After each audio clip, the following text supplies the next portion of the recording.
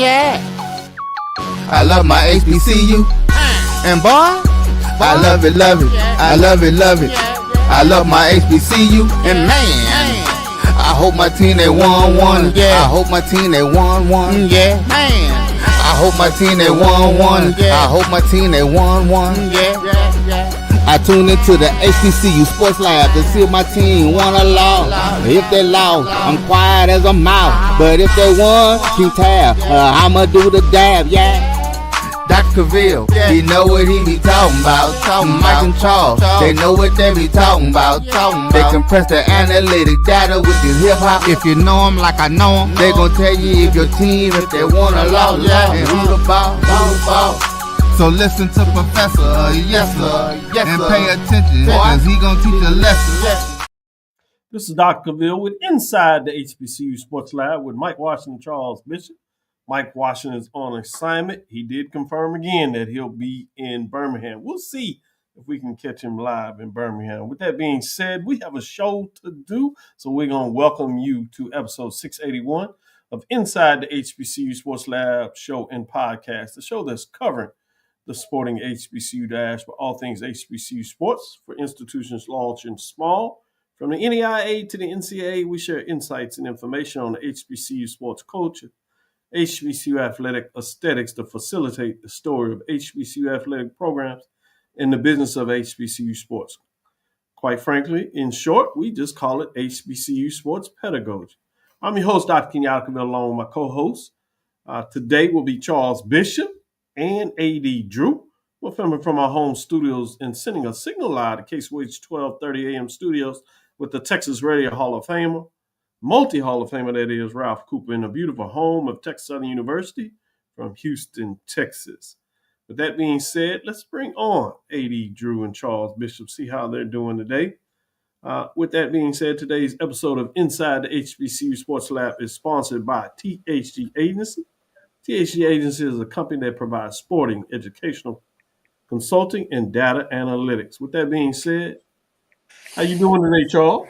You're doing well, Doc. Doing well. For all my gamers out there, college football 26 came out, so it'll be some girlfriends and wives. They're gonna lose their boyfriends and husbands for about the next month or so. So just heads up, if anybody listening out there, Wendy. Charles, have you gotten the game? Have you gotten the game? Yeah, it did download. Yeah. I saw you kind of looking over your corner. I guess you quietly, or maybe not so quietly, stating a mission, not sending a message. It sounds like just saying. Saying it's downloaded. Yes, it is. Yeah. Good stuff. With that being said, let me go to you, A.D. Drew. How you doing today?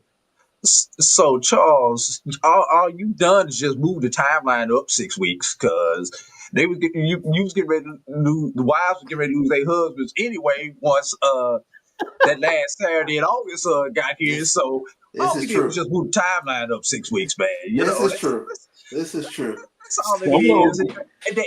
And they should be happy because now they actually can get some summer peace at home. Hint, fellas, just find time to get the honeydews done, and maybe she'll stay off of you just a little bit and let you play. As long as you get them honeydews done, you might have a fighting chance. Well, I'll say this: while that may be the case for some of them, now those wives are going to be following right with them to those football games because they're quite fans themselves, and of girlfriends, some of them are going to be out there with their girlfriends getting ready for some football. This is fast. Yeah. They thought, what y'all talking about? All right. I'm coming too. Ready, particularly when it gets down to homecoming. They certainly going to be in the house as the girlfriends rally and get together and get prepared to show up and show out and do their thing. So they like, whatever, fellas. We got this. With that being said, let me go back to you, Charles, as we shout out to the lab listeners. Welcome to the show. Appreciate you engaging us. We're going to you, Charles, with some news of the day. What's on your mind? Yeah, let's start off. This comes to us from HBCU Sports.com. For the first time ever, the HBCU football game will be played on one of the Ivy League's most historic campuses. Johnson C. Smith of the CIAA and SIC's Morehouse College will face off on the campus of Harvard University Saturday, August 30th, in the inaugural Essence HBCU Kickoff Classic. Oh, good one. Interesting. Essence is in the promotion game, but this time with HBCU football classes. I like it. Double down and support blackness in terms of the black college spirit. So shout out to Essence and getting involved with the HBCU classics. With that being said, let me go to you. Drew, what's on your mind? I feel like I have to add to that since Charles brought that up about the institution that I work at. Ironically, had a meeting about that particular classic this morning. One of my 3 meetings that I had before lunch this morning involved discussion about that classic. And I'm just gonna say this: Essence, y'all need a win. So we hope y'all come back with this classic and everything. That's all I'm gonna say. Wow. It's a tough weekend for Essence. Tough weekend for Essence. Good opportunity to make up for some of the opinions out there. So we at the house, we look for y'all to go strong and hard. That's all I'm gonna say. I like it. Yeah. Shout out to Roy Woods Jr. Connected with HBCUs, and I'll come back to you, Drew. Okay. I didn't know you were quite finished there, but I'll let you get the rest of how you're going to tie that in. But point was made. Roy Woods Jr., I just want to shout him out for what he's been doing with those shorts videos with HBCU baseball and focus with the Swingman Classic, which is tomorrow. We've talked about it a little bit, and so excited. Talking about Drew, as I hand it back to him, he's going to be involved in that in multiple ways. Right now, it's a good place to be in Atlanta in terms of being able to be involved with HBCU sports in multiple ways. But I wanted to personally shout him out in terms of what he's doing with those shorts. Extremely entertaining, extremely informative, showcasing coaches, players, and getting them to talk about it in their own place and facilities. The way he's been around is commendable and certainly a high level information in terms of what he's been able to do. So I wanted to personally take some time to shout him out. Let me go back to you, Drew. Didn't realize you wasn't quite finished there. I want to make sure you can get your showcase in terms of what's on your mind today. Hey, well, since you just took my actual news of the day, Dr. Cavil, I'm just going to take this for a point of special privilege and talk about the guy whose name is up right here on the post. Looks like he just picked up a copy. I'm assuming that's of Ken Rashad's book. But just want to shout out Steve J. Gaither from HBCU Game Day, aka WSSU Ram Nation, for taking the challenge that we put out on Sunday. And Dr. Cavil, you gonna love this. He turned his assignment in early. Yeah. So now you have time to actually setting the curve. We see what's wrong with Steve Gaither. He's all in front of the class, right? Talking with the professor. Exactly. So he turned his assignment in early. You actually get a chance to peek at it and critique it, like you might want to go back and fix that and everything else. I'm not gonna get into all of that right now, but he got some other people in the class probably are going to get upset talking about him since he got his work in early, trying to show off all the class and all that kind of stuff. But Charles. Yeah, we wait on that Jackson State list. Wait on that Jackson State list. That's all I'm gonna say. Oh, okay. No, so you didn't retire now. So you start all this. You start all this with the pregame show, and now you get to retire and sit back and just call games. Come on inside the HBCU Sports Lab when you feel like it feels good. But you got to do all the hard work no more. All right. But I was trying to remember what the homework assignment was. Yeah. But Actually, this was in your other class. This is in your sports rap class. This wasn't in your lab class. So, yeah, Okay. you take multiple classes here. You know, college student, we got to take 4 or 5 classes at the same time so we can get up out of here on time. So we take you out of HBCU school. But great job, Steve. One thing that he did, he only released the back half of the list, 13 through 25. But what he did was open my eyes to some Winston State players that I really did not know about or did not or knew very little about. And that's one of the reasons why we do these lists is to get these student athletes' names back out there who we may have forgotten, or Charles, you may have been the only one who saw them play and really liked them. And once again, this is your list, not anybody else's list. This is your opportunity to give that player some shine that he or she, if it's a women's list, may not otherwise get. I'm looking forward to part 2, Steve. But part 1, you knocked it out the park. Can't wait to part 2, and now it's going to make some other people. I want to see some other people get their school out there. Or if you really feel froggy, talk about your conference. Top 25 SWAC players, top 25 MEAC players, et cetera, et cetera, et cetera.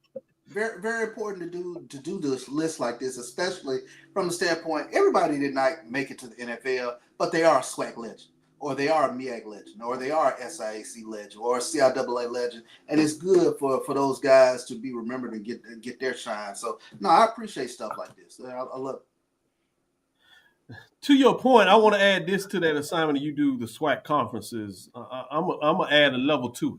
You got a conference that's over 100 years old. Let's split it.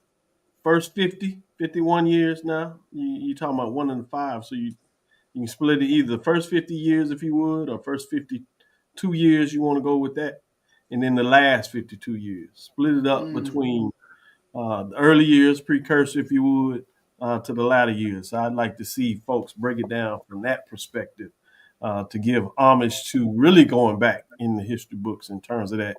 Some of those are going to be folks that you're going to have to go listen in terms of who your parents, grandparents shared with you, or what you read and what you come across, versus some people actually the last 50 years can talk about what they've seen personally. That gives a chance to make sure you can really provide some updates for some maybe more of the current athletes that have stayed in your head versus some of the legends that you may have seen in the first 50. And it gives a chance to get back and give some love to some of those conference members that are no longer active in the conference. When you talk about Langston, some of the greats there, or you talk about Paul Quinn College, Wiley College, Bishop, some of those great teams in terms of what you look there. Texas College, it would be fascinating to see what that looks like in a lot of ways. But I want to share this. I now showed off, feeling good, came back from Bahamas, so would be remiss if I didn't make this connection. Major name to the team Bahamas in Davis Cup.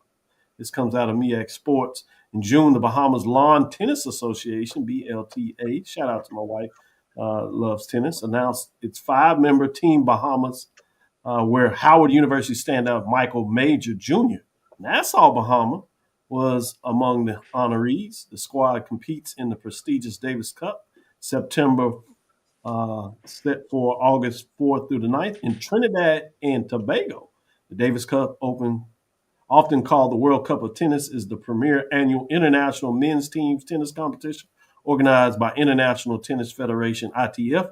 Over 150 countries compete annually in this prestigious event. A year ago, Major made the All-MEAC second team after winning 8 single matches in the number 1 single slot. Academically, the Bahamas native earned a spot on the MEAC Tennis All-Academic team after accumulating a 3.0 or better grade point average. Team Bahamas consists of Major, Delanali, Dante, Kofi, and Captain John in terms of those gentlemen getting it done. So that's interesting for me. Wanted to relive my little time that I had a couple of days ago, Charles and Drew, in terms of the Bahamas. So I felt good about sharing that. Took me back. Show off. Nice. With that, we'll take our first break, come back on the other side, teasing that when you talk about HBCU culture and homework assignments, I think we might have somebody that's going to bring you a homework assignment or two. With that, we'll be right back on the other side with our guest. Let's see who's coming to join us on Inside the HBCU Sports Lab. With that, we'll be right back after this break.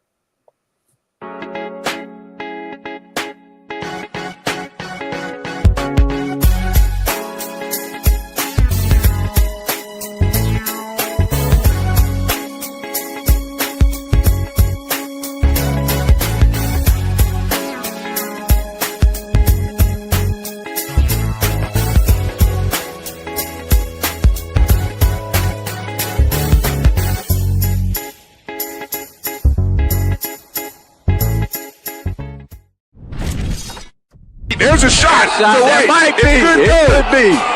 Right field. Grand slam. What a shot. That's how you get hot, young fella. Thank you guys for what you do for HBCU athletics. This is a fantastic avenue for all of us. This is our ESPN, so we love what you guys do. And all you guys at BCSN, we really appreciate what it is that you guys do for us. The human voice has always connected audiences with experiences. Major brands all across America have trusted Kever's voice time and time again. Conversational, powerhouse, intelligent, and sincere. That's the voice you need for your creative marketing process. KEAVERSVOICE.com. Kever's Voice, Kever's Voice, KeversVoice.com. Always on, all the time. This is Brian Fulford. AD Drew and I are co-hosts of the BCSN Sports Wrap. We talk about all things related to HBCU athletics. From the games, teams, coaches, and fan interest stories, we cover it all. You can find our shows on Facebook at BCSN Sports Wrap, YouTube at MyJBN Online, and everywhere you listen to podcasts like Anchor, Spotify, Google, and Apple Podcasts. You can also find the show on the Jericho Broadcast Network's app. Make sure to download. We look forward to you joining the conversation and being a part of the show. Football fans, HBCU football is back in the ATL with the Cricket MEAC SWAC Challenge Kickoff. Representing the MEAC, North Carolina Central, and representing the SWAC, Southern, Eagles, Jaguars, the Marching Sound Machine, the Human Jukebox. The kickoff trophy is up for grabs, and bragging rights are on the line. The rivalry is real. Bring the family and join us pre-game for the fun-filled Coca-Cola fan experience, including band jamborees, food, activations, and fellowship. For tickets and information, visit MEACSWACChallenge.com. Compress the analytic data with your hip-hop. If you know them like I know them, they gon' tell you if your team, if they want to lose, and who the ball. So listen to Professor, yes sir, and pay attention, cause he gon' teach a lesson. This is Dr. Ville's Inside the HBCU Sports Lab with Charles Bishop, AD Drew. We're bringing on our guest. Has he made it in the studio? Yes, ready for him? Yep, let's bring him on in. Introduction with, I'm not sure he needs one, but we'll do compared to you, I do. Right for his inaugural visit to Inside the HBCU Sports Lab, which is none other than Ken Rashad. He's founder, chief executive officer of HBCUsports.com. Many other accomplishments along the way. Now the author of a new book titled HBCU Sports 101, a guide to understanding Black college athletics. Ken Rashad, welcome to the show. Well, thank you, brothers. I'm gonna just say this: AD you stole my thunder, man. You stole my thunder. What I do, man? As soon as I heard Essence was behind that game at Harvard, I was ready for my one-liner. I was going to use it on here, and you came up. It actually came out of the meeting we had today because after we talked about it, I just came out of left field and like, well, after last year, Essence showed need to win. I hope they do us right. Everybody took off and ran with it. That's what they call a slap to the you know what. And it was justified too. I was like, man, look. Let's hope Essence don't run that football game like they did Essence Fest, boy. Because when you got Stephanie Mills with open letters, yes, got an open letter. Stephanie Mills of all people. Of all people. What's up, brothers? Miss making Oh, love. it's good. You see Ken Rashad in rare form. He ready to go off today. So we're going to get the Ken Rashad that y'all don't always see. Y'all oftentimes y'all see the reserve. Every once in a while he likes to show up and show out. When we go back, when Jeremiah the Bullfrog was a tadpole. So we go back a minute. Working together, bringing me into the game, going back and forth, quiet conversations about learning with one another. I'll be frank, sharing ideas, and even partnering. People don't know we partnering on a couple of projects. So let me tell y'all something right now, man. Doc, don't let Doc tell y'all talking about me being quiet and reserved. Let me tell you now, when me, Doc, and Charles and then AD, when we act just like this. I'm gonna just tell y'all right now, and we say some stuff that ain't necessarily suitable for these airways. Right. We have a good time, especially when alcohol gets involved. Oh, we've had a good time. Don't be telling all them shop secrets, man. Oh, I ain't telling any secrets. I'm just saying, your man trying to make me to be a saint. I appreciate you, Doc. I'm just saying, Yeah, especially in them suites around the country, particularly in Atlanta. We in them suites. We solve all HBCU problems.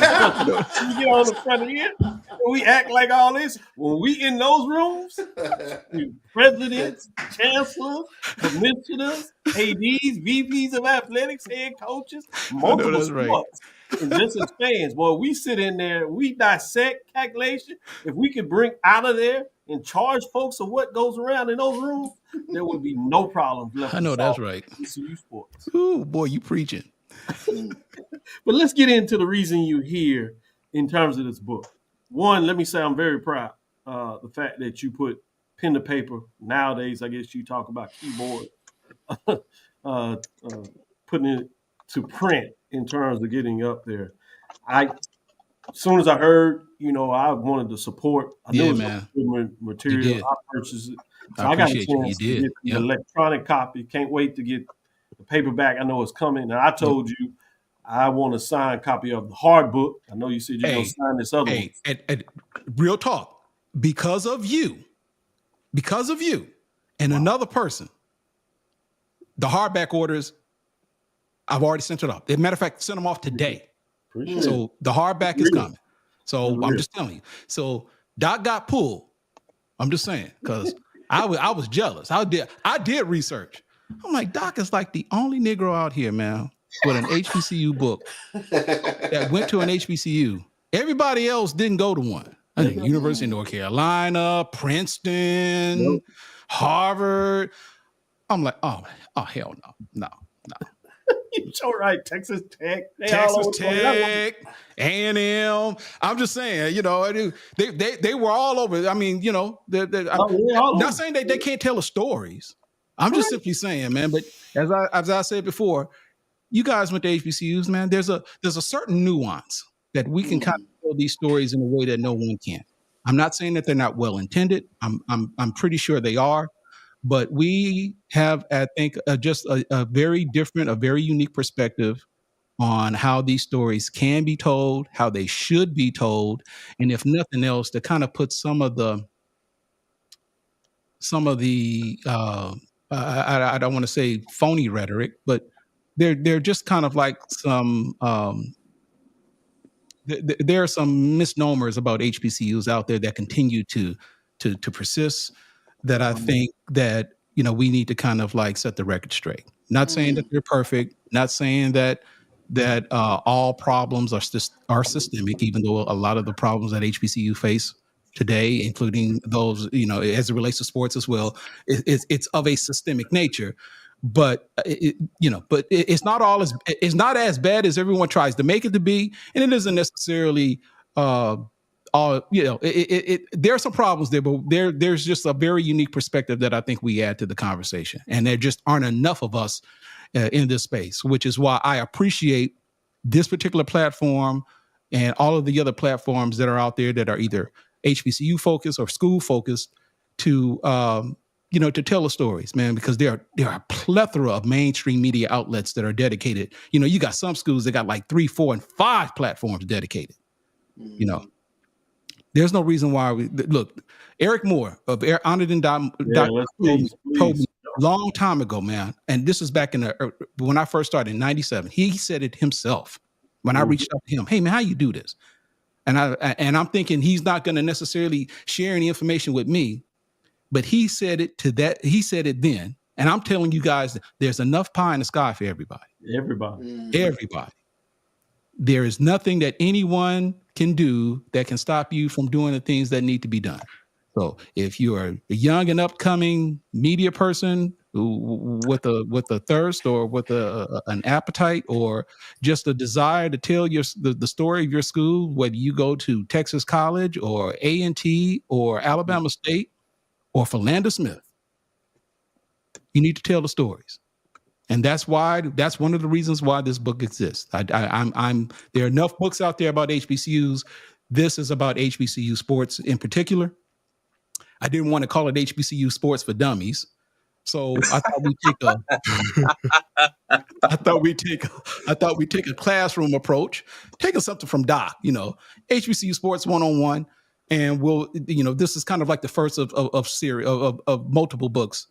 This kind of takes a general, broad approach of HBCU history, HBCU culture, current trends, things we can expect in the future, NIL and so forth. But in future books, we're going to, dive deeply into more, topics that are a little bit more in depth, such as HBCU media, such as women in the HBCU sports space, from an administrative standpoint and so forth. So we'll dig into those type of subjects. Good stuff. You told us the why when you opened it up there, but you kind of touched on this a little bit. So I'll jump in this before I pass it and allow these two gentlemen to get into some of this dialogue. Do you see this as a book that can also be used for K through 12, certainly maybe a higher high school or even higher education? I've got a chance to flip it, and I think there's some components that you could use. Great question. 101. One of the struggles that I had early on, and again, this is my first project, so the preliminary drafts that I had out there that I sent to certain family members, and I wanted to keep it close to the vest because, to be honest with you, there was a part of me that I was like, okay, the last thing I need to do is to start this and not finish. And one of the initial comments that came across was it's too academic, and okay, Ken, you know a lot about this stuff, but you're saying things that are above my head. I think I kind of understand this, but to the common person, this isn't gonna resonate.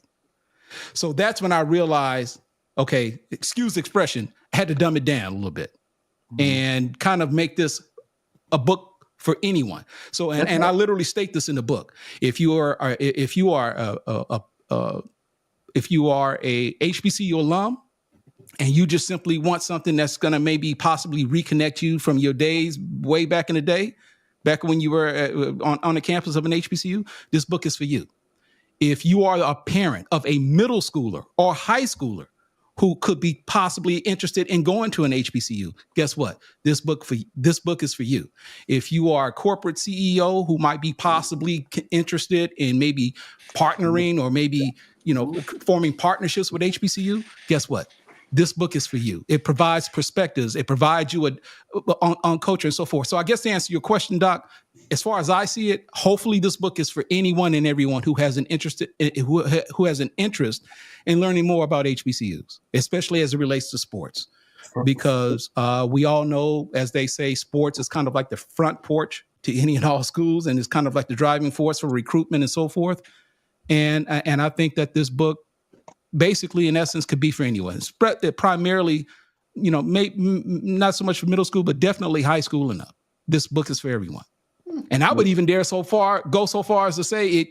I said HBCU Sports 101, but if there was kind of like an entry-level introduction to HBCU sports at the college level, I think that this book could possibly serve that purpose because of what we talk about a number of things. We talk about briefly a history about HBCUs. We talk about HBCU programs, athletic programs, that kind of started this trend. Legendary athletes, legendary coaches, legendary administrators. And I'm not just talking about ADs and SIDs. I'm talking presidents who played a key role in kind of like formulating the of HBCU sports and so forth. So we talk about Frederick Humphreys. We talk about a number of presidents who were key in playing roles of kind of putting HBCUs on the path. We talk about the conference commissioners. We talk about the early starts of the CIAA and SIAC and the reasons why they existed when basically there was no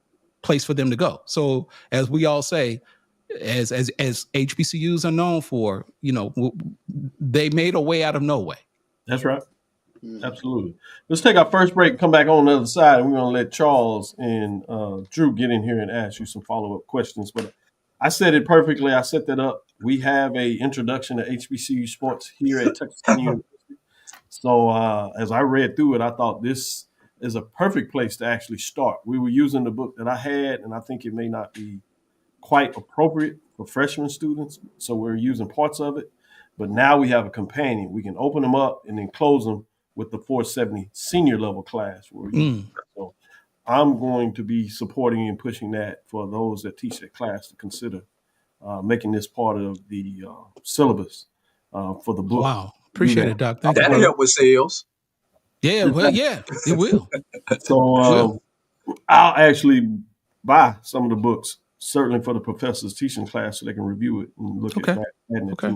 So we'll take our first break, come back on the other side and dig a little deeper into the book. And then, again, Charles and Drew provide their own questions in terms of what direction they have. Let's take our second break, come back on the other side and get back into it with Ken Rashad, author of HBCU Sports 101, a guide to understanding Black college athletics. We'll be right back after this second break, excuse me. Football fans, HBCU football is back in the ATL with the Cricket MEAC SWAC Challenge Kickoff. Representing the MEAC, North Carolina Central, and representing the SWAC, Southern, Eagles, Jaguars, the Marching Sound Machine, the Human Jukebox. The kickoff trophy is up for grabs, and bragging rights are on the line. The rivalry is real. Bring the family and join us pre-game for the fun-filled Coca-Cola fan experience, including band jamborees, food, activations, and fellowship. For tickets and information, visit MEACSWACChallenge.com.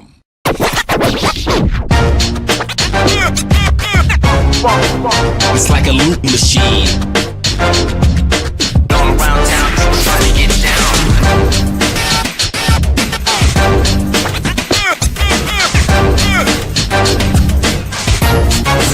It's like a loop machine.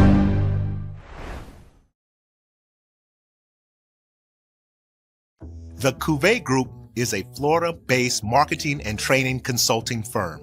We help businesses communicate to their target audience and engage them in conversation. We also help to expand their audiences, which will ultimately result in growth for those organizations.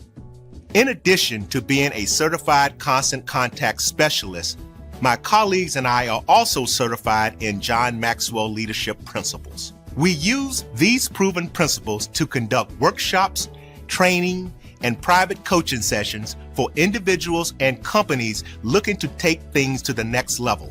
Contact us to schedule a free consultation. Issues today, don't delay, call Cavil.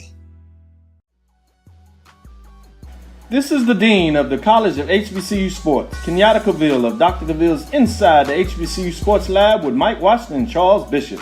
Come mix it up in the lab where the course lecture is in session every Tuesday from 6 o'clock p.m. Central Standard Time on Facebook Live, YouTube Spreaker, or the BCSN app, as we discuss all things about the HBCU sports culture, including exploring the week that was in the sporting HBCU diaspora, as well as the upcoming week of HBCU sports.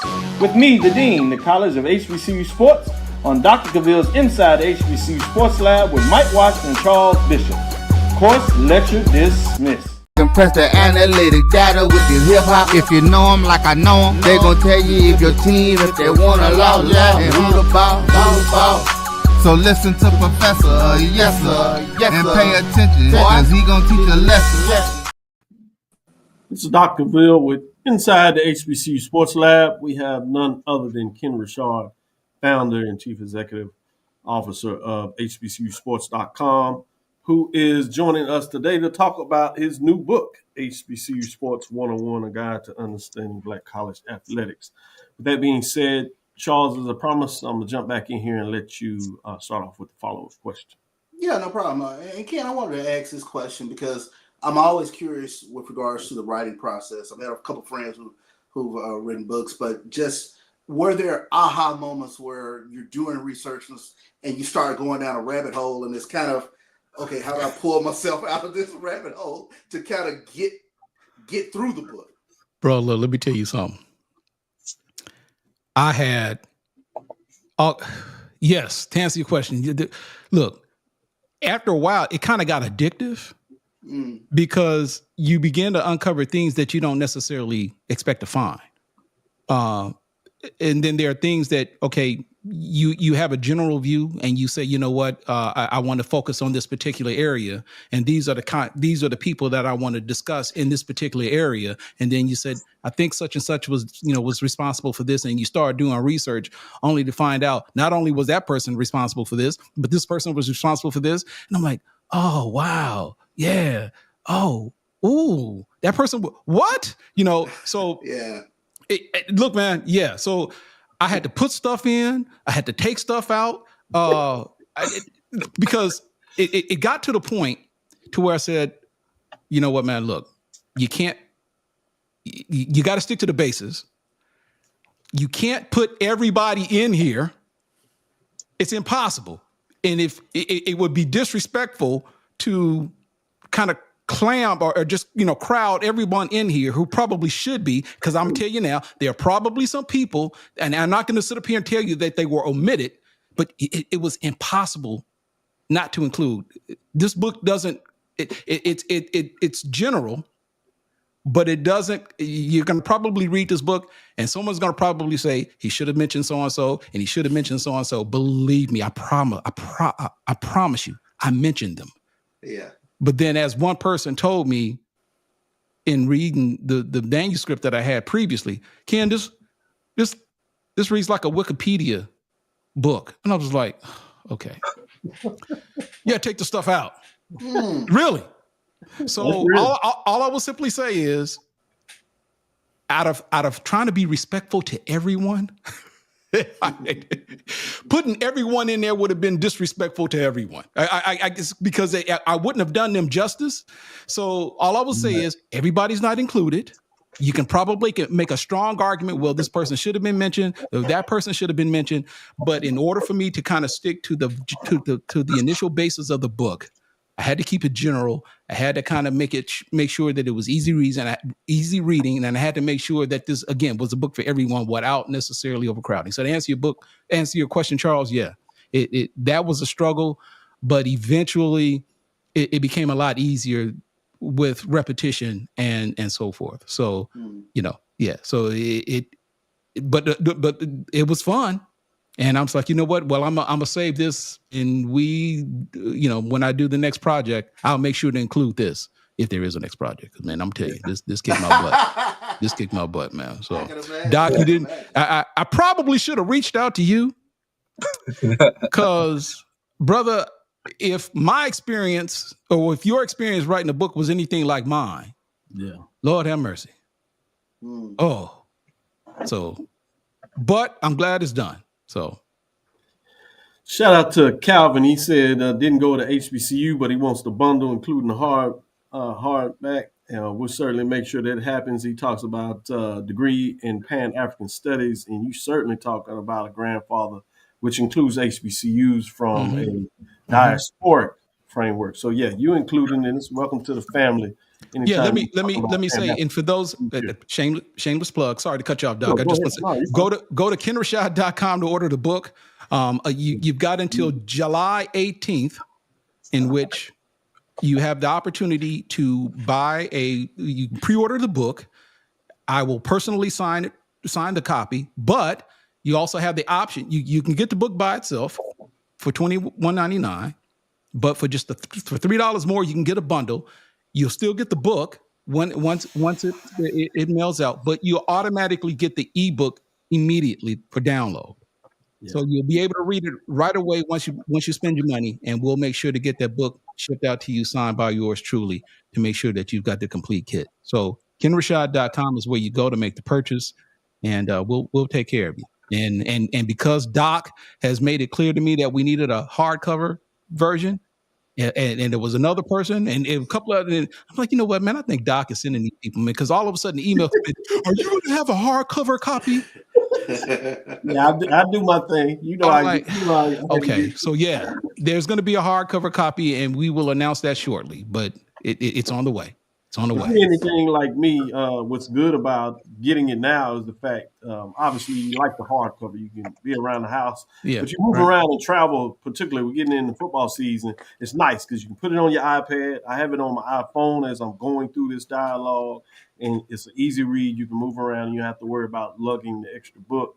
Make sure you don't lose it anywhere. Right. You have a sign, put it up, but you have your copy. So take advantage and get it now. Let me go to you, Drew, and ask you a follow-up question. Before I get to that, G-Boom wants to know, will there be an audio version of the book? There will be an audio version of the book. Okay, now, Morgan Freeman. You see, I told somebody. So hire Charles to read it. So I indicated this before last night. You know, if I had the money, you know, ideally James Earl Jones would have been great. There you go. That's not possible. You know, I can't afford Morgan Freeman. So, you know, yours truly could do it. Charles could possibly do it. Hey, look, man. You know, I'm gonna do it. You know, and I do pay for a couple of rounds of golf. He'll let y'all read. See, now we talking. Golf is my weak spot. Yeah, now we talking. You know what? If that's all it takes, Charles. You know what? A couple of rounds of golf, I can swing that. There you go. Go ahead, Drew. I got the perfect voice for you, Ken. What's that? How about Mark, the guy who does the PA during the Celebration Bowl? That deep, heavy bass voice that Mark has. Well, but see, but he doesn't just do it for the Celebration Bowl, right? No, he's the in-house announcer. Yeah, he's like, he does a lot of the swag stuff. He's too expensive. I told you a couple rounds of golf. Couple rounds of golf. Oh, wait a minute. You're not talking about Mark with the swag. Yeah, that Mark. Yeah. Oh, you know what? On the court. You know what? I just might call Mark. You know what? That's a good idea. I'm not saying he's cheap. I'm just saying, but I might. He's got the voice. He got the voice. He's got the pipe. Sure. Yeah, but you know what? I'm going to probably try to do this in my voice. But so, yeah, the audio version is coming. Yeah. It is coming. And for those who don't know what Mark's voice is, next time you see the BX Swag Challenge commercial, that's his voice on the BX Swag Challenge commercial. Yeah. Anyway, King, getting back to my question while I'm going off on this tangent, Wade, talk about rabbit holes. I just went off on a tangent. You know, this weekend, Brian and I put together our list of top 25 football players since 2000, you know, with this 25 years into the century. So putting that list together, obviously it's not at the level that you did, but put this book together. But, you know, as you go through and get this stuff together, it really makes you think, why did I come up with this dumb idea? And how do I get this out to people? So what I really want to know is, A, what was your motivation? That's number one. B, want to give you your props because I know when I had the last writing I really did seriously was when I had to do my writing for my thesis. So for me to actually have the discipline to sit down and write a book, I do not know if I have it right now, and we're talking 20 plus years since I've got my thesis. So just talk about the discipline and the process of going through it. So I'm gonna leave right there because I don't want to put too much on the table for you right now. So, great question. Given the rigors of this schedule of just kind of what we do, man, trying to make sure that we create content. I'll be honest with you, man. I've been fortunate enough and blessed enough to have a staff of writers who can kind of take care of some things that put me in a position to kind of handle projects like this that hopefully would be beneficial for everyone. So, put like this: while writing this book, And there were days that I literally would spend the entire day just kind of like doing research and writing the book. I would get text messages, and no lie, I get text messages. What you think about this? Like, what do you think about what? Dude, you just reported on your site that such and such and such and such. I'm like, oh, that happened? I didn't even know what was going on my web. I didn't even know what the news that we were breaking on my website because I was just that entrenched in my project. I didn't even get a chance to see what was going on with HBCU sports. So, I mean, look, man, the way it worked was, you know what? The best time for me to work on this was actually during while school was out. This is literally idea in terms for me to be able to kind of finish this. So like when we started, like maybe around February, when I really got into it, and I'm thinking, okay, we were able to kind of like I said, I was able to leverage the writers to the point to where I was able to like really put a lot of time into this to make sure that we could actually get it going. The last thing that I wanted to do was to start on it and to get halfway and not be able to complete it. That would have been just horrible. Mm-hmm. So there was just a personal determination because, you know, I mean, I don't know, maybe there've been a couple of times, man, I've started on this project, believe it or not, years ago. I attempted to do something similar to this. And it finally got to the point to where, and I'll just tell you now, you said pen to paper and even keyboard. To be honest with you, one of the processes that I utilized was just simply talking into the mic. And now that you've got, you've got like Word, can literally transcribe your words, man. These are my words. And so at that point, it just simply becomes a process. Okay, let's go ahead and just formalize this and put this in a way to where it's readable. And, that helped out a lot. So I will just simply say this to you aspiring authors. The process, I'm not saying this is easy. It requires time and effort. But if you're going to write a book, man, you don't necessarily have to write it. If they're your words, you can speak into a microphone and get somebody to record it for you. And as I found out, that's how a lot of these projects are handled. So a lot of these individuals, these athletes and so forth, they go out and they write books. Somebody's recording them. And they get a ghostwriter and they go ahead and they write the book. That's kind of how the process works. In my case, I couldn't afford no ghostwriter. It's all me. So, I with the help of Grammarly, I'm just simply saying, but that's how this all worked, man. So technology helped out quite a bit. And that being able to leverage that technology in a way allowed me to make sure that I got this process through, and at the same time continue to my day-to-day duties with HBCU sports. Good stuff. Let's take another break. Last segment we'll have with Ken, so we'll get some final questions and thoughts in here. Great information been provided, and thank you for taking us behind the scene in a couple of different ways. Let's take a next break and come back on the other side and ask some of those long-ended questions. I'm going to frame it up in a way before we do that to kind of break those down in the book. My bad, man. No, it's good stuff. Good stuff. We'll take this next break and come back on the other side.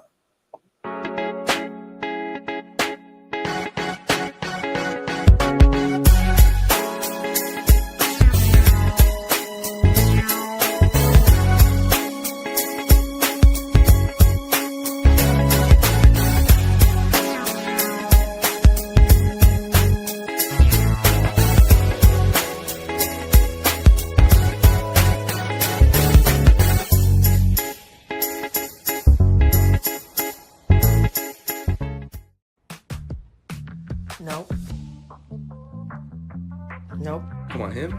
Ooh, I like him.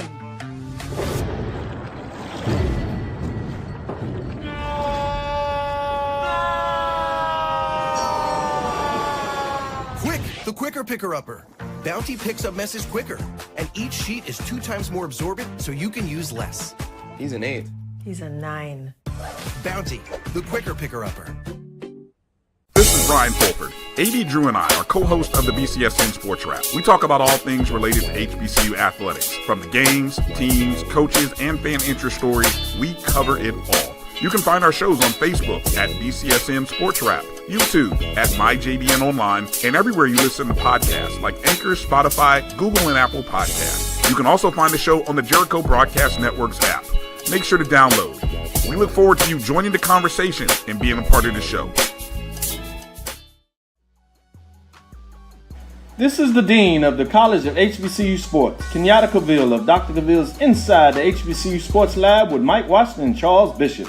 Come mix it up in the lab where the course lecture is in session every Tuesday from 6 o'clock p.m. Central Standard Time on Facebook Live, YouTube Spreaker, or the BCSN app, as we discuss all things about the HBCU sports culture, including exploring the week that was in the sporting HBCU diaspora, as well as the upcoming week of HBCU sports. With me, the Dean, the College of HBCU Sports, on Dr. Cavil's Inside the HBCU Sports Lab with Mike Washington and Charles Bishop. Course lecture dismissed. Football fans, HBCU football is back in the ATL with the Cricket MEAC SWAC Challenge Kickoff. Representing the MEAC, North Carolina Central, and representing the SWAC, Southern, Eagles, Jaguars, the Marching Sound Machine, the Human Jukebox. The kickoff trophy is up for grabs, and bragging rights are on the line. The rivalry is real. Bring the family and join us pre-game for the fun-filled Coca-Cola fan experience, including band jamborees, food, activations, and fellowship. For tickets and information, visit MEACSWACChallenge.com. Compress the analytic data with your hip hop. If you know them like I know them, they gon' tell you if your team, if they wanna lose, and who the ball. So listen to Professor, yes sir, and pay attention, cause he gon' teach a lesson. This is Dr. Bill with Inside the HBCU Sports Lab with Charles Bishop, A.D. Drew, and our guest Ken Rashad, who's going over his new book, HBCU Sports 101, the guide to Black college athletics. I wanted to do this a little bit to really get those that may be thinking about it, hadn't quite bought it yet, but really trying to figure out the framing of the book. So I wanted to kind of go through it. I won't name the chapters because I want to still give some suspense, but I'm going to go a little framing because I got a chance to get into this a little bit. So it's important to provide that.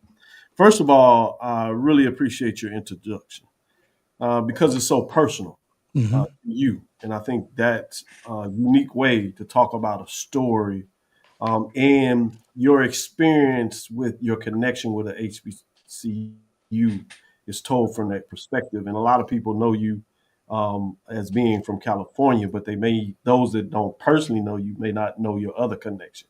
So that is told in here. And you're talking about like Charles growing up with HBCUs. Drew obviously lived that from his experience, but it's a different when you realize your HBCUs in your backyard. And at the time, right, you may not frame it. And so in a lot of ways, you're able to connect where you can share the experience that the HBCU that you first connected with was literally in your backyard. So I'll let readers figure that out when they pick that up. Then you open it up from your first chapter asking a question, but you stay in a very personal perspective of that question, the defining and answering that question to me in a way that's significant, a question about HBCUs. Then you get into a framework of, as you said, you set it up with the history. There's a history of HBCUs with good information in there. And then obviously you're talking about sports, so you have to set it up with the sporting, but you do it from giving people information on conferences, at some point the divisions, but you put a spin on it with the identity in terms of those conferences. So it's not just the history that people can pick up, like you said, Wikipedia, but you put an identity, which is different than oftentimes what we've seen before. Then you get into a chapter 4, where obviously if you're going to talk about HBCU sports, you need to ground it in the athletes. Yeah. So you talk about athletes, specifically athletes that change. Okay. Not every athlete, but a framework of those from your perspective that change the game. And some of those are changing the game from HBCU perspective, but some of that's from college, some of that's even professional. So multiple levels, multiple sports. And then obviously you have athletes, Charles, when you think about it, somebody like had to coach them, right? So where is the framework of the coaches and what are they meant? Then AD Drew, you go from the coaches to administrators, if we want to look at it from that perspective, with presidents, commissioners, and ADs. But these are not just ADs that continue to do this, but these are building blocks. How did you grow from that perspective is a chapter in here that is illuminating. And then obviously we get on to gridiron, and if you talk about HBCU sports, there's a special place for football. So you get into that, but you get into it with the classics. You add the rivalries with a lot of people, but you even tie that in uniquely beyond what to me is special about HBCUs, the community. Right. Exactly right. That folks that may miss that. And then you get the legacy, and then you're very truthful because you talk about some decline that oftentimes illuminated, but the way that you did that and spun that I thought was magnificent, to be frank with you. You also talk about the pipeline for NFL. And then you tie in a nice, because you take it up a level because now you go up to the resurrection, the rise, if you would, particularly in postseason football. So I thought that was a unique way to do it. And what is HBCU sports if you don't tie in the band? Here we marching sports. That's a question I was going to ask. Done a great job in terms of spinning off from the page and listening to those out there that wanted more about the bands. You've done that from a page. Now you include it in your book. So fascinating. That's chapter 10. Get into 11, where you do a unique thing where you get into the circle, if you would, coaching-wise, as we alluded there, but you talk about a playbook. But the way that you talk about the rewriting of the playbook is unique, and it's not just the playbook in itself. So I thought that was important to bring out there. But finally, when you talk about these letters to the future, yeah. If you allow me, I do want to read this part from Yeah, man. Yeah. No. I think this is poignant, and why I think it gives chance folks to see the value in the time you put in there. You say dear student athletes. I like to call them college athletes, but that's a different thing. I know you feel the pressure. You're balancing academics, expectations, sometimes a job, and now added the pressure of NIL and personal branding. It can feel like you're supposed to be an athlete, an influencer, a spokesperson all at once. But hear me clearly. You're enough without the filters or the followers. You're standing on the shoulders of athletes who never had your platform. Wilma Rudolph couldn't walk without braces as a child because of the polio. But she went on to win 3 Olympic gold medals for Tennessee State, became the fastest woman in the world. To say she did more with less while at TSU is an understatement. That's the kind of greatness your jersey represents. And that same spirit is still your foundation. Learn your history. Ask your coaches about legends who came before you. Speak up when something isn't right and carry your legacy the way you carry your jersey. Close to the chest, but visible for the world to see. Very poignant. You talked about dear coaches, dear administrators, dear alumni, dear sponsors and brand leaders, your future storytellers, and to all of us is how you close it up with your letters.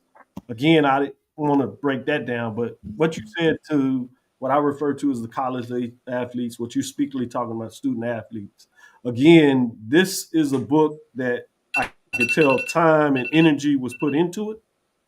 And it was not just putting facts and figures. It was about leaving a story. Right. Be remiss if I didn't take the time to allow folks to understand the energy and the importance of what you put in for this book. So I wanted to share that with you personally. Man, you can make me cry. I appreciate that. I try. Charles says that's why they pay me well, but I'm still trying to negotiate more with BCSN, Texas Southern, or whoever out there is coming for me. Trust me, we can work it out. Got to negotiate with the wife too. She's very expensive. And then there's this one called Deuce that now is an international traveler. with passports on his second one. That's a whole nother story. Ken Rashad has told me and warned me about this as his two sons are doing well. And shout out that you put them in the book. One that followed your foot in Grambling, as well as your son that you acknowledged was probably one of the biggest Grambling fans out there that didn't go to Grambling. And then we must shout out your significant other in terms of your wife, a beautiful person that shared experiences in terms of recognizing me. So I wanted to make sure we acknowledge her. But let me make sure you give you time to kind of close out as we get ready for our last segment. Okay. I want to say thank you. Please take the mic and kind of share your final thoughts with us. Well, look, man, I don't know if I can do any better than what Doc did. It makes me wonder if he even needed me on in the first place. Checks in the mail, Doc.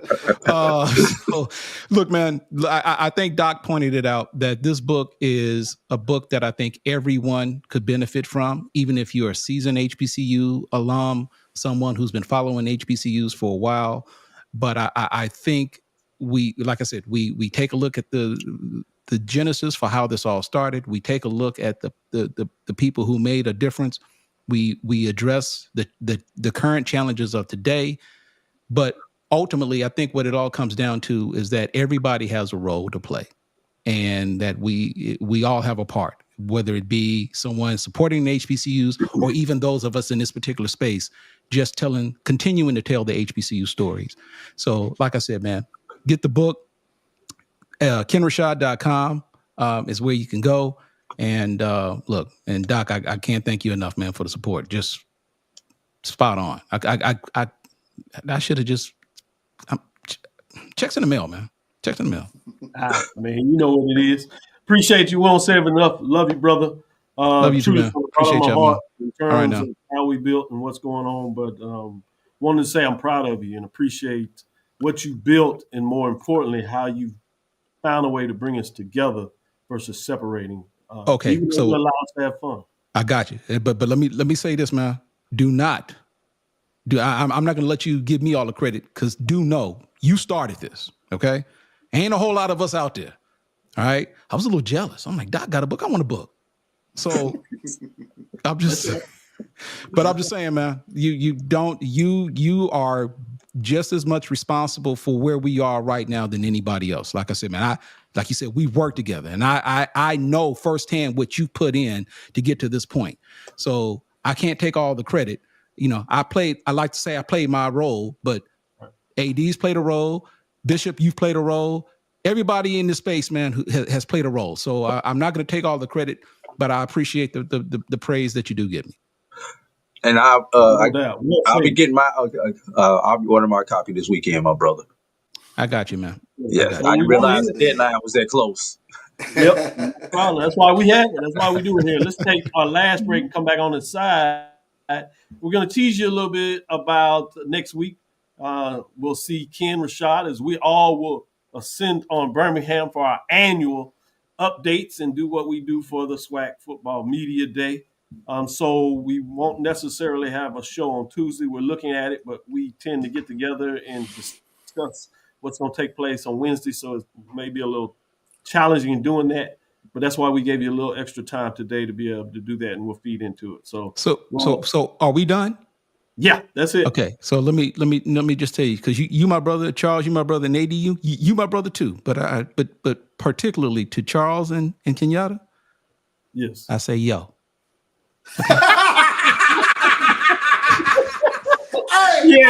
I was gonna try to get him out of here with it. I tried to do it. I knew he had to do it. I saw the boogie board in the background. I saw his pictures. Where were y'all in Phoenix or something? It was hot. Yeah, we had a conclave in Phoenix. Yeah. Good job, Nelson. Conclave there, and good to see you representing, because you're working and not just being there right now. Yeah. Believe me, I was working. I was just, you noticed, I was there as a delegate. I'll just leave it at that. So anyway. Exactly. I know what that means. So we'll take our last break. Thank you, Ken. All right, man. Come back on the other side. Appreciate y'all, bro. All right. Appreciate it, Ken. All right, my brother. All right, now. I'm returning to Clinton Paris, and Tampa's my community. I grew up here, went to school here, and my wife and I make our home here. What makes Tampa special are its people. So when I represent someone injured in my community, it's personal. Call my office and speak to a real lawyer and not some referral service. I will fight the insurance companies to get the settlement that you deserve. At the law office of Clinton Paris, we take the pain out of being heard. Football fans, HBCU football is back in the ATL with the Cricket MEAC SWAC Challenge Kickoff. Representing the MEAC, North Carolina Central, and representing the SWAC, Southern, Eagles, Jaguars, the Marching Sound Machine, the Human Jukebox. The kickoff trophy is up for grabs, and bragging rights are on the line. The rivalry is real. Bring the family and join us pre-game for the fun-filled Coca-Cola fan experience, including band jamborees, food, activations, and fellowship. For tickets and information, visit MEACSWACChallenge.com. Compress the analytic data with your hip-hop. If you know them like I know them, they gon' tell you if your team, if they wanna lose, and who the ball. So listen to Professor, yes sir, and pay attention, cause he gon' teach a lesson.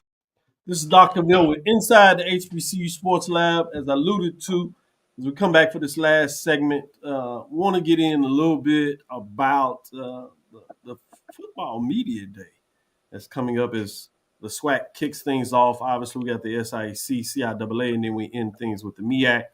Want to give some love to HBCUAC. Obviously, they kick off things, volleyball, basketball, which comes up a little later.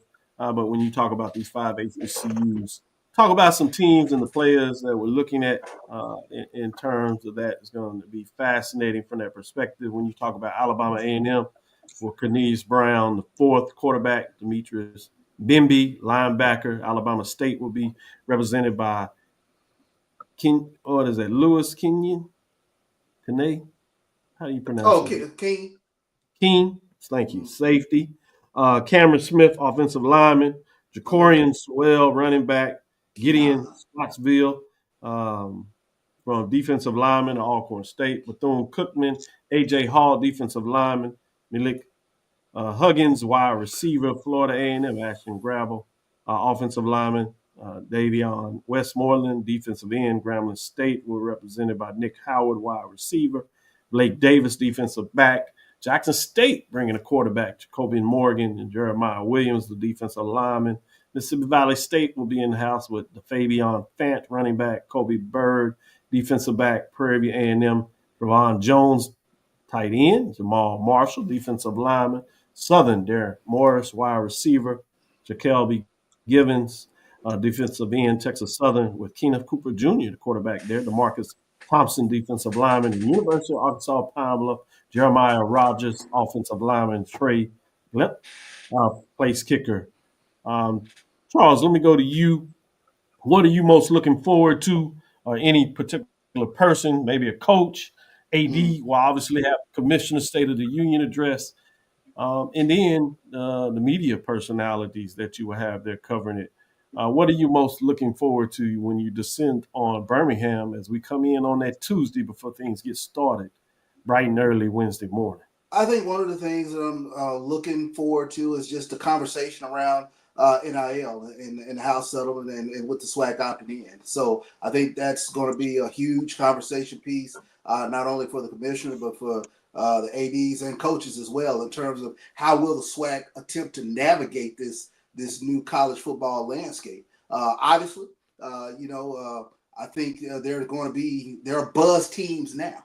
I think if you're a Prairie View fan, I think Tremaine Jackson has beat the drums pretty loud out there. So chests ought to be pumped pretty big. So I think they're going to be one of those teams that you look forward to hearing from them at SWAC Media Day. And then always heavy as the head that wears the crown, and that's Jackson State with regards to being the Black College National Champions. So you're talking about a team that has gone to the Celebration Bowl now.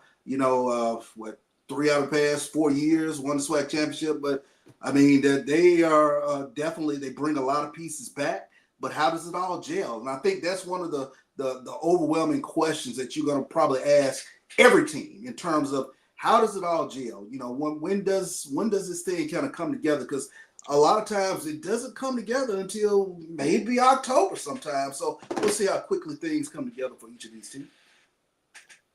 Drew, what about yourself? What has you excited about getting ready for media days as things kicks off, specifically with the SWAC? Anything that you're looking forward to more than the other? Is it particular player, coach, AD, commissioner, some of the fellow broadcasters and journalists, as well as personalities that will be in the house. While we may know the players that are coming representing their teams, it's the other 100 players that we may not know because of this transfer portal. So how these rosters will look in the fall, because every roster from Championship Jackson State way down to a Valley who finished at the bottom of the conference, these rosters have turned over much more significantly than we are used to these rosters turning over. So looking at who's going to be that surprise team. Every year, come October, there is some team that we did not look at back at this time of the year who is a surprise. And that's two ways, everybody. That's surprisingly good and surprisingly bad. Yep. So who are those two teams going to be that will drive the conversation this year, and will they get there or will they turn it around depending on where they are, where those two teams are sitting at? And this is a storyline that may go under the radar, but it's going to be interesting. Close your ears on this one, Charles. Will the West ever get in position to host the SWAC championship game? That's a good question. It's the era of the SWAC championship game. It has been in the East in the on-campus era of the SWAC championship game. Right. Will somebody in the West rise? Please stand up. I love it. For real, for real. Let me ask you this, talking about surprises. And I'm not talking about your order of finish. We'll get a chance to do that Wednesday before everything gets started, before it's officially released. But I want to ask you from this perspective, what do you think is going to be the surprise in terms of what they release? Who will be the highest surprise of the team ranked where people were not expecting to be that high? I'm going to start with you, Drew, and then Charles, the same question. So think about that. Doc, there will be no surprises. Okay. Every year when we get this preseason release, it's all chalk. Jackson State will be voted number one. I mean, it's always whoever the champion was the previous year, unless there was a major coaching change like at FAMU or like at Jackson State 2 years ago. They're always number one. Valley is probably going to be number 12. It's going to be the other 10 that we got to worry about. So this is going to be chalk. You know, Southern's gonna be right up there. FAMU's gonna be in the upper third. Prairie View is gonna be higher than they finished, but it's really gonna be chalk, Doc. And honestly, who cares? Outside of bulletin board material for the other 11 teams and the target on their back for team number 12, who cares? Yeah. Charles? It's probably taking a look at Prairie View and Alabama A&M, to be honest. I mean, when you take a look at the coaches that they brought in and the resume that they're coming to their respective schools with, I'm curious to see where Prairie View and Alabama A&M get slotted in this upcoming. I like what Lennon has, Prairie View. I like that. I mean, that Prairie View, they're the it team. They're the it team. But I will say this. For Chris Dishman to not have his starting quarterback all season, and for them to get the 5 wins last year for Texas Southern, that stood out for me. So I'm kind of they're kind of a curious team to me, because I know they've made some big additions, and there's always a leap from year 1 to year 2. TC Taylor will tell you that. And while Prairie View hit the trails in terms of what they did recruiting, right behind them was ranked Texas Southern. Inside the HBCU Sports Lab Bowl, Prairie View versus JSU, Dr. Will and Charles. Yeah, that'd be a good one. We certainly be in the house. Playing at Texas Southern. Yes, sir. Lennon, I like Lennon more and more. Boy, he's rolling today. Hey, he's rolling today. He's rolling. Let me get you all out of here for this. Appreciate the time you spent. And I think you've provided some insight. I look forward to in our message boards as you break down your order of finishes as we will debut it for everybody else on Wednesday. I look forward to seeing what people think in terms of what that looks like. But I think you've provided a lot of good analysis in terms of what's going to be out there. You talked about some surprises. You talked about what will not be a surprise in terms of what that looks like. But the season is ahead of us. It's going to be fascinating. I want to make sure we get out there and talk a little bit about the Cricket MEAC SWAC Challenge, as their media day is coming up there too. Want to make sure we put it out there. We'll be in there. Fascinating to see things kick off. Obviously, North Carolina Central and Southern. Fascinating to see what that's going to look like. And then we have some other classics. Howard and FAMU coming up very early in the season. And Labor Day Classic. You talk a little bit about that. Texas Southern and Prairie View. It's in Houston. So it'll be fascinating to see what goes on there. Juke, go ahead. I want to say this as everybody gets prepared to offend everybody by releasing their own personal predicted order of finish. Yes. Hint to the wise, when you guys do this, do a schedule matrix and actually go through and slot your wins and losses per team. So if you pick a Prairie View to beat somebody, make sure you go over to that other school and put the L over there, because everybody can't go 6-2 in the conference. Everybody, it's got to balance out so that you do it, and then talk about it or compare that to what we're going to put out and everything. Do the schedule matrix. Don't just look at your team schedule like, yeah, we going 7-1 or 5-3 or whatever. Look at those other teams, y'all. And some of these schedules are easier on paper than other schedules. That's right. Based on locations and everything else. I love the schedule matrix. I had mine ready for Wednesday. Because some people will do that, and I'm going to ask that question. Where did you get that win from? I need to see the schedule. Charles, your final thoughts when we give it a close. Yeah, I'm looking forward to SWAC Media Day. Looking forward to the fellowship. Obviously, the night before, everything jumps off. But looking forward to kicking off this new season. I think the SWAC fan base, HBCU fan base in general, there's fewer pitch. And normally when we get to around this time of the year, people, they've invested in now. Now they want to hear from their head coaches. And I hope everybody is just generous with their time next week in terms of talking to your fan base, because nothing drives season tickets like talking to your fan base. Oh, good point. Another good one, Lennon. That JSU FAMU game will be fascinating. I love the fact that now it's moved from the start of the year, which was fascinating, but putting it in November, how things may snack up. Obviously, Alabama State and Alabama A&M in the weeds saying, hey, not so fast, my friends, but that game has a target window. Obviously, we have some big ones on the West, too. And Drew asked a really good question. Will the West get into the party to host a SWAC championship game? Hasn't been to the West yet. We'll see what that looks like in that home era in regards to the team. So thank you for listening. The Inside the HBCU Sports Lab. Make sure you share our podcast with your friends and colleagues. I am Dr. Kenyatta Cavil, the Dean of HBCU Sports. Coming from inside the lab in the College of HBCU Sports with Mike Watson, Charles Bishop. Pull that back up, Drew. That was pretty good with the jambalaya bowl.